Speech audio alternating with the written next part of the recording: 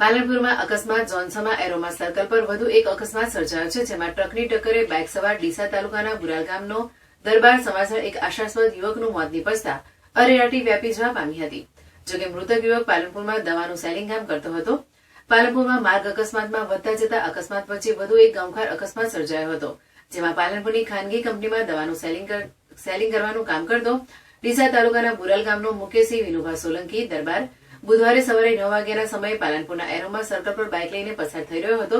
દરમિયાન પૂર ઝડપે આવી રહેલી એક ટ્રકના ચાલકે ગફલતભર્યું ડ્રાઇવિંગ કરી બાઇકને ટક્કર મારતા બાઇક સવાર યુવકને ગંભીર ઇજાઓ પહોંચતા આજુબાજુથી લોકો દોડી આવ્યા હતા. બનાવની જાણ થતાં પશ્ચિમ પોલીસ ટીમ દોડી આવી હતી અને મૃતકની લાશને પીએમ અર્થે સિવિલ હોસ્પિટલ મોકલી આપી હતી.